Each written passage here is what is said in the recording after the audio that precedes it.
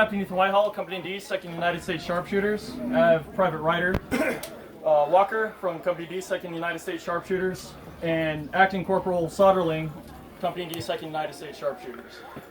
So during the Civil War, when it broke out in 1861, Hiram Berdan, who was a famous inventor and target shooter, target shooting was a very popular sport during the 1860s, 1850s. So Hiram Berdan was very well known for that, and he approached the War Department to form an elite corps of riflemen. To become that elite corps of riflemen, they had to take rifles from home, which this is known as a heavy-barreled target rifle. These weighed anywhere from 15 to 25 pounds. The heaviest carried by the sharpshooters was 60 pounds. The thing was a massive beast of a bore. It was about that big around. And they were able to load about 200 grains of powder into that and kill people upwards of 2,000 yards.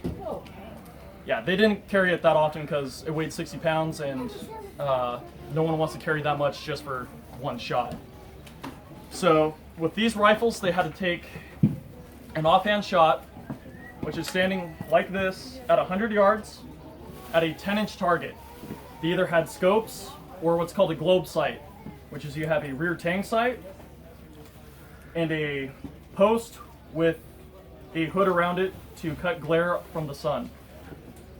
After you place your 10 shots, they would measure it with a 50-inch string. If that string ran out before your 10th shot, or if your shot landed outside of the 10-inch pie plate, you did not qualify to become a sharpshooter. You then had to do the same 10 shots from 200 yards from a bench rest. Same standards, can't go outside of the pie plate and cannot run out of your 50-inch string. That's why it was known as shooting a string of 20, string of 50. That's basically how they kept measurements of their groupings before the new way they talk about the modern practices of everything. So, along with that, the sharpshooters were dressed far differently than any other regiment in the United States Army at the time. They weren't the first to wear green, however, they were the first to be massively issued green uniforms. Private Soderling has the ideal uniform of a Berdan sharpshooter, formed during the Civil War, a green 1858 dress coat, also known as a frock coat, green trousers, knee-high leather gaiters or leggings. Those were to keep snakes from biting the lower legs, preserving trousers from getting shredded through thorn bushes, brambles.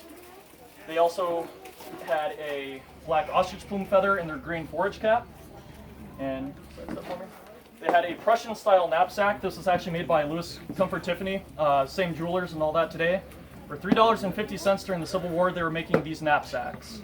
They had a 3-piece mess kit on the back. A lower piece was a boiler, top was a frying pan, and they had a dipper on the inside. It fit the back very well compared to the 1855 double bag knapsack that was massively issued to soldiers during the Civil War in the Union Army and also carried as battlefield pickups by the Confederate Army. These were lost en masse by the 1st Regiment of U.S. Sharpshooters at the Battle of Chancellorsville. They were going into combat in order to drop packs to move quickly. They never came back to them. For probably the next 100 years, there was a rotting pile of calf hide knapsacks just sitting in the forts in Virginia, just full of personal belongings to sharpshooters that unfortunately never got back to where they were. However, the 2nd Regiment kept their knapsacks after hearing what happened to the 1st Regiment. The last knapsack that was lost was at the Siege of Petersburg. Unfortunately, the sharpshooter had to cut the straps off his knapsack, which would have been these rifleman straps. Otherwise, he would have been captured. In fact, the Confederates that almost captured him had him by the back of his mess kit strap, and he had to take his knife out and cut the straps off so he could get away. Supposedly, he did kill or at least one Confederate that was trying to capture him, so good for him. However, as the war went on, sharpshooters were in constant service, and why would you mass produce a bunch of green uniforms for only 2,000 sharpshooters when blue was much more readily available? So for a large part of the war, the sharpshooters actually looked like common infantry, except for a green cap and their Sharps rifle. There was usually green trousers most of the time with the blue fatigue blouse and the green forage cap. They were also issued 2 climbers per company, So these strap to the legs, like so, and that aids the ability to climb up trees to snipe from a higher position. However, if you're stuck up in a tree, and black powder being the way it is, it gives a very large white plume after you fire. Pretty easy to spot the sharpshooter that's firing it from, and cannons, muskets, pistols, probably rocks would be being hurled at that tree, and you have nowhere to go but down. Either very quickly alive or very, very quickly dead, if not injured, which would probably kill you landing on your head on the way down. So a little more history about the sharpshooters. Very early in the war, they all met first in Weehawken, New Jersey. There, Hiram Berdan promised them $60 for these personal target rifles brought from home, and that they would be issued this rifle. This is the M1859 Sharps breech-loading rifle. This is a Berdan contract. There is 2 triggers. One is a set trigger, or a hair trigger, and a set trigger. This aids in firing.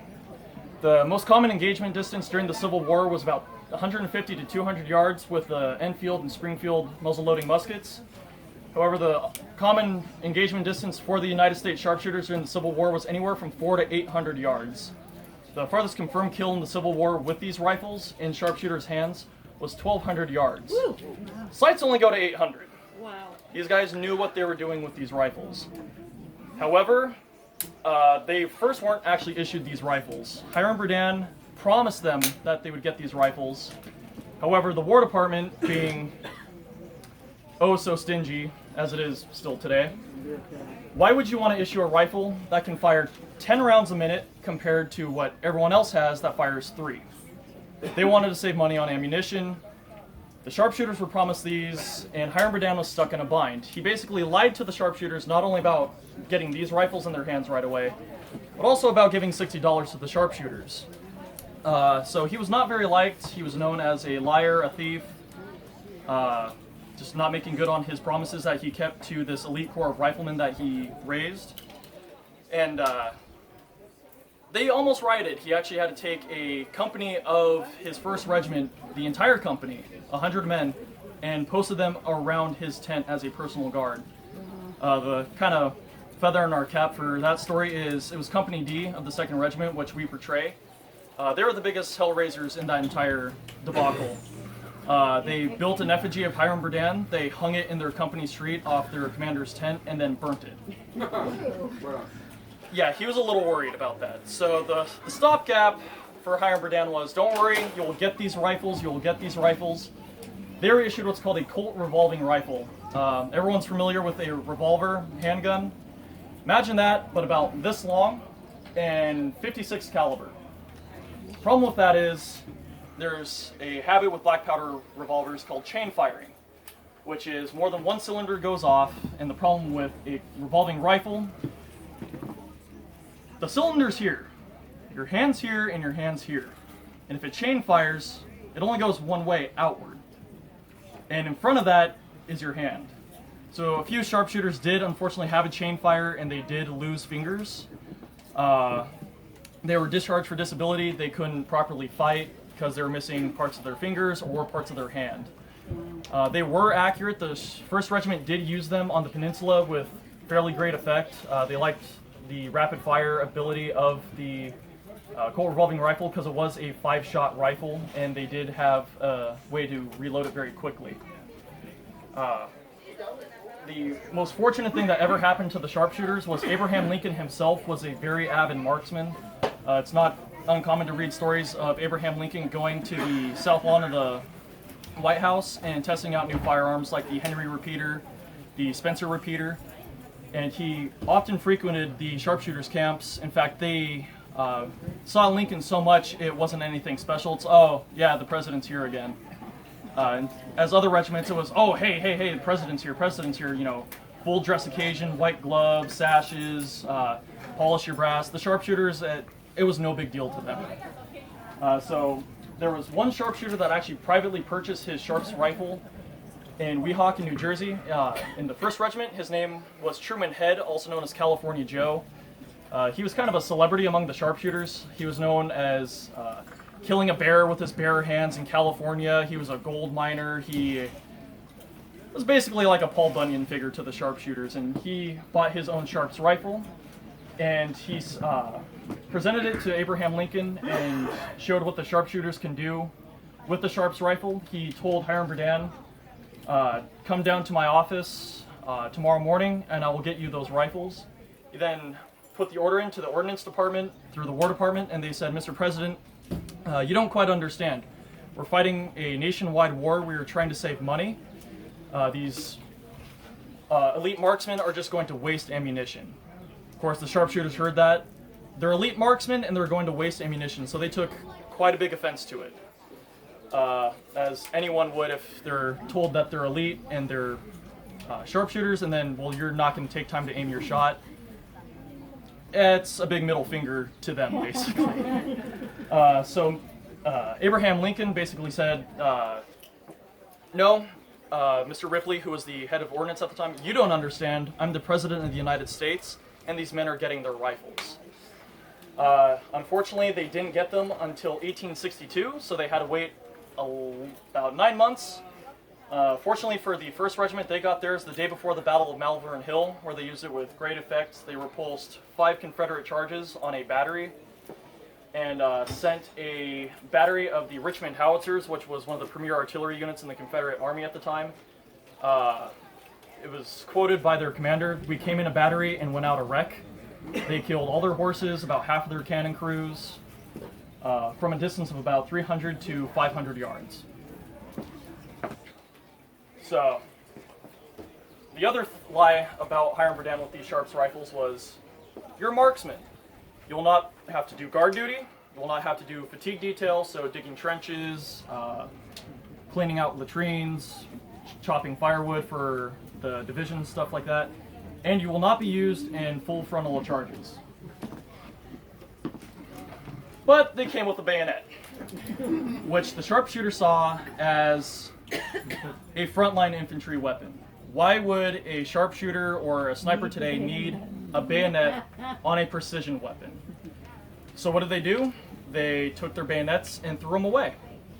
They lost them, is what is on the regimental papers, which is pretty great to read that 2,500 men just all on one day lost their bayonets.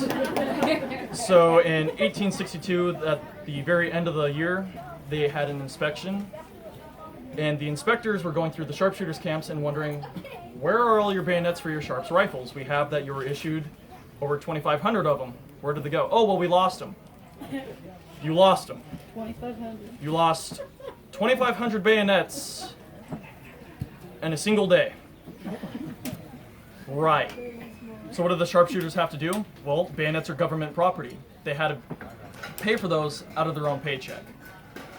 So, of course, the sharpshooters were a little mad about that, a little peeved. So, not only did they buy enough for just their rifles, they bought enough to have 2 or 3 extra sets per rifles. And then it was also up to the company commanding officer, captains, such as myself, where if any more bayonets were lost, it would come out of my pay, not theirs. So it was kind of on the captain's neck at that point to make sure that they weren't lost. However, the sharpshooters did carry them after that. They actually did do quite a few bayonet charges. There was a small one at the Battle of Gettysburg by the 1st Regiment. There was one at the Battle of Auburn, and at Blackburn's Ford, where Cassius Peck from the sharpshooters, he is the only sharpshooter besides Colonel Ripley of the 1st Regiment to be awarded the Medal of Honor. He swam across a river and saved members of the 116th Pennsylvania and captured 2 cannons, and was actually trying to ditch the cannons into the river at the time before the Confederates came upon him, and he had to get out of that situation. So the battle history of the sharpshooters, they were at every major battle during the Civil War. Antietam, Chancellorsville, Gettysburg, which was basically the shining moment of their career as sharpshooters. There was the 1st Regiment. They held up Longstreet's Corps for an hour and a half. There was 100 sharpshooters. They expended almost 33,000 rounds of ammunition in an hour and a half.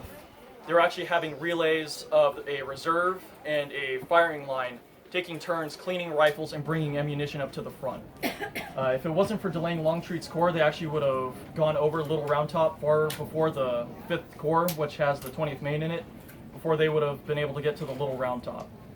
The 2nd Regiment, the regiment we portray, we were near the Slider Farm, so near the Peach Orchard, just ahead of Devil's Den. The 2nd Regiment held up the entire Alabama Brigade and the entire famed Texas Brigade, the shock troops of the Army of Virginia. Anytime the Texas Brigade was sent against a larger force or a weaker force, they would break that Union force apart, and the sharpshooters of the 2nd Regiment only numbered 125 at the time, at the Battle of Gettysburg. Company D, such as ourselves, only had 25 sharpshooters in that company, which originally left Maine, which I'll get to which companies came from which states here in a minute. They left their home state with 112 sharpshooters, and by the middle of the war, there was only 25 left. They held the Texas Brigade for over an hour, until they finally were able to flank around the sharpshooters, and the sharpshooters broke their skirmish line at 50 feet. Not 50 yards, not 500 yards, 50 feet, fell back in good order, still firing their Sharps breech-loading rifles to great effect. After that, they broke, some went up Little Round Top, some went up Big Round Top, pulling the 15th and 47th Alabama regiments away from the main battle line, exhausting them, making them drink the rest of their water since they had a forced march that day. They then were recalled, sent up Little Round Top, where they met the 20th Maine, of course. With sharpshooters, at the time it was a low and underhanded practice. It wasn't gentlemanly enough. So they didn't really get the credit as Joshua Lawrence Chamberlain did. Whoever leads a bayonet charge, well, they get the glory, not the guys shooting from far distance behind rocks. However, the sharpshooters were completely surrounding the 15th and 47th Alabama at the time. Company D ourselves actually captured the 22-man detail for carrying canteens to replenish them from the 15th Alabama, then closed in from the rear, and basically were firing into the 15th Alabama from all 4 directions, including from the 20th Maine.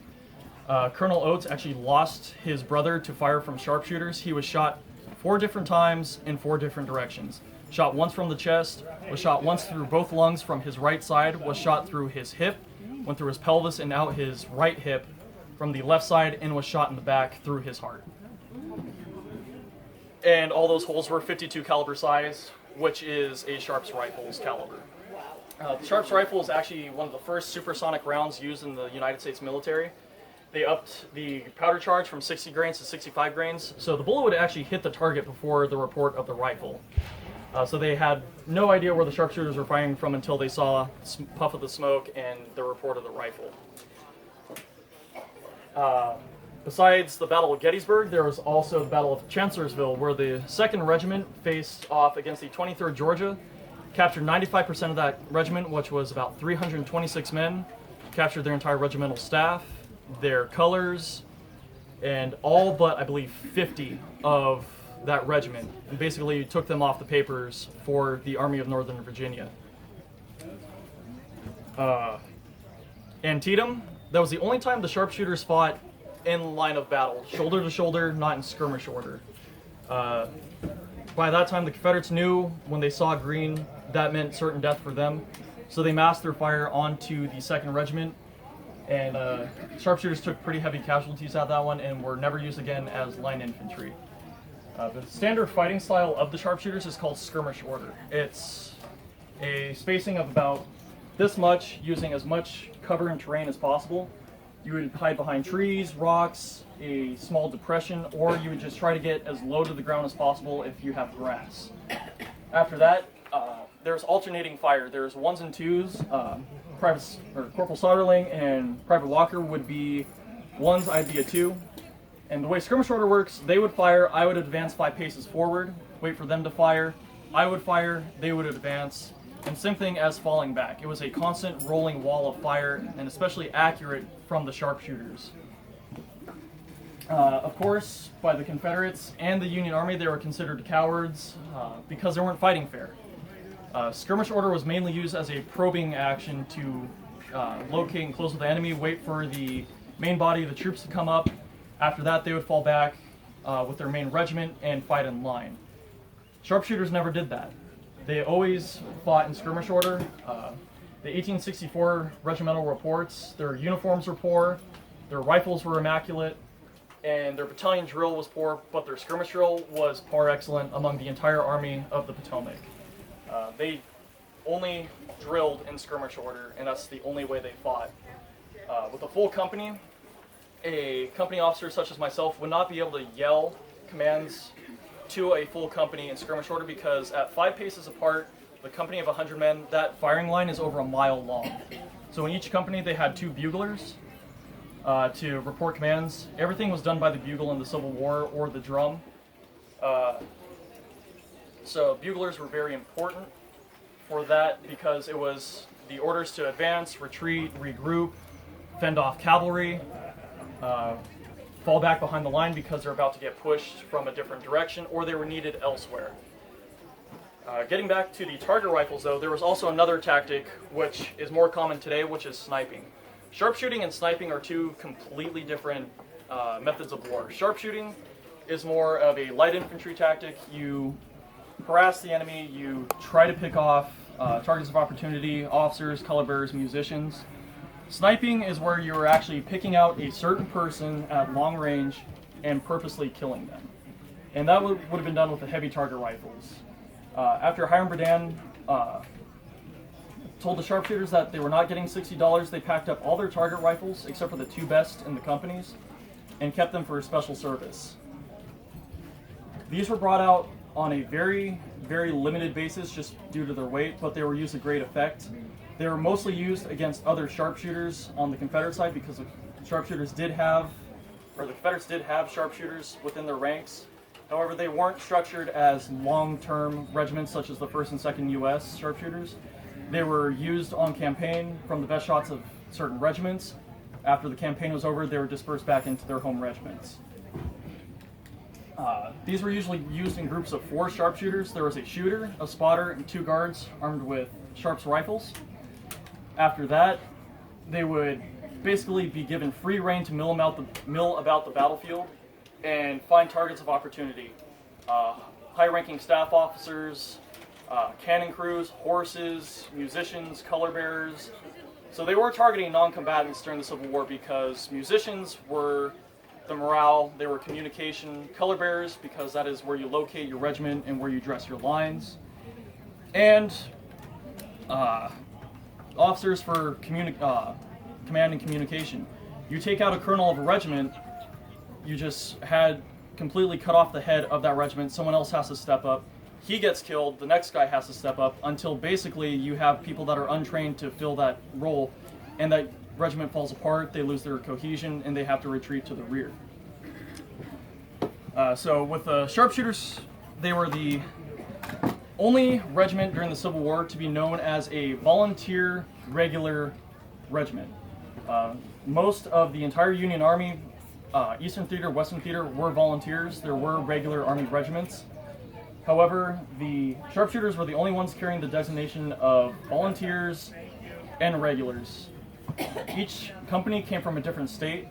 The biggest producing ones were mostly the frontier states, Michigan, Minnesota, Vermont, New Hampshire, New York, and Minnesota, and Wisconsin. The only regiment, or the only company to come from Maine was Company D of the 2nd U.S., which is what we portray. There was 1 company from Pennsylvania. There should have been 2 companies from Massachusetts. However, they strongly disliked Berdan, so they left. So the 2nd Regiment only had 8 companies instead of 10. And they were known as Andrews Sharpshooters, after Governor Andrews of Massachusetts. After that, most of the sharpshooters by the end of 1865, towards the very end of the war, were so under strength they were consolidated into 1 regiment. And about 2 months after that, they were completely disbanded and sent home, or sent to home regiments from their home state, being placed into companies from their home county. That's all I really have for now. Is there any questions about the sharpshooters that you have? There's no such thing as a dumb question with this.